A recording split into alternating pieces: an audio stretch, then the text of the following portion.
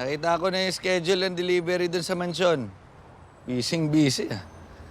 Ano kaya ang laman ng mansyon na yun? Malalaman natin pag nakahanap tayo ng paraan kung paano makakapasok sa loob. Eh, kung gano'n, sabihin na natin to kay Chip. Uy! Uy! Ang tinitingin mo pa dyan? Oh, yung kotse dun sa labas. Kanina pa yung nakabundok sa atin eh. Alin dyan? Simplehan mo lang, baka malata ka. Yung kotse dyan sa labas. Simplehan ko lang. Simplehan mo, ano ba?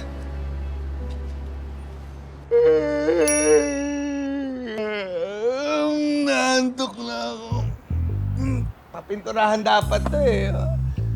Wala naman ako napansin baka. Talagang hindi mo mapapansin eh. Busy-busy ka kakatext kay Selena eh. Eh, kung problema yan sa'yo, eh di puntahan na natin. Ano ka ba? Ito ka lang. Hindi na kailangan, pero gagamitin natin yan. Pero sa ngayon, punta muna natin si Chief. Tara. Ah, ganun ba? Tara na, kita tayo! Naantok na ako.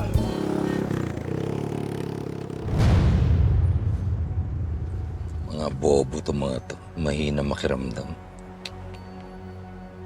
Sigurado ka, Konde? May sumusunod sa'yo? Yes, Chief. Kanina ko pa namataan yung sasakyan na yun sa highway nung pabalik kami ni Garcia dito.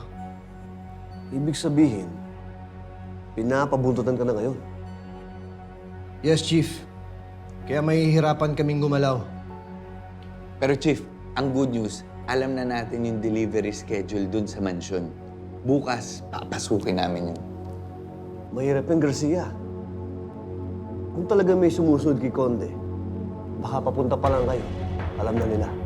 Pero Chief, paano tayo mag-proceed nito? Sigurado ko, nandun sa loob ng mansyon yung ebidensyang kailangan natin laban kay Mayor.